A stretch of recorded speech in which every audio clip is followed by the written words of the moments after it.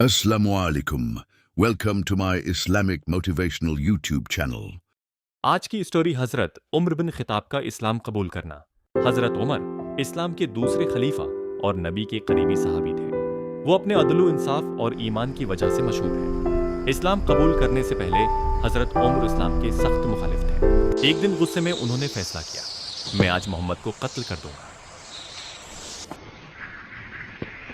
वो बहुत गुस्से में उठे और तलवार उठाकर मक्का की गलियों में चल पड़े। रास्ते में उन्हें कुरैश का एक आदमी मिला। उसने उमर को शदीद गुस्से में देखा और पूछा, उमर कहां जा रहे हो? हजरत उमर ने कहा, मोहम्मद को खत्म करने जा रहा हूं। उमर, पहले अपने घर की खबर ले लो, तुम्हारी बहन और बहनोई दोनों ने इस्लाम कबूल कर लिया है। ये सुनते ही उमर आग बगूला हो गए। गुस्से में सीधा अपनी बहन फातिमा और बहनोई सईद बिन ज़ैद के घर की तरफ निकल पड़े। जैसे ही घर के करीब पहुंचे, अंदर से कुरान की तिलावत की आवाज आ रही थी।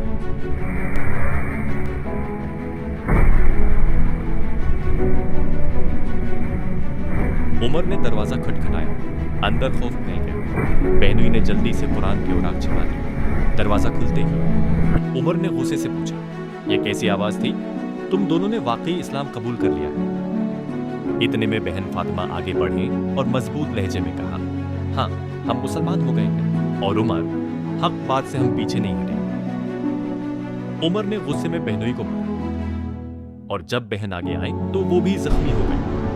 अपनी बहन के चेहरे पर खून देखकर उमर के दिल में पहली बार नरमी पैदा हुई। उन्होंने आहिस्ता से कहा, वो कुरान दिखाओ जो तुम पढ़ रहे थे। बहन ने कहा, पहले तुम हाथ धो लो, फिर दिखाती हूं। उमर ने हाथ धोए। फिर बहन ने कुरान की आयत पढ़ी।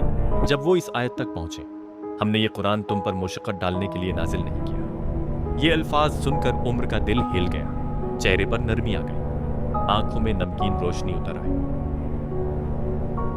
उन्होंने कहा, ये तो हक है, मुझे मोहम्मद के पास ले चलो। हजरत उमर को नबी करीम सल्लल्लाहु अलैहि वसल्लम के पास दारे अरकम ले जाया गया।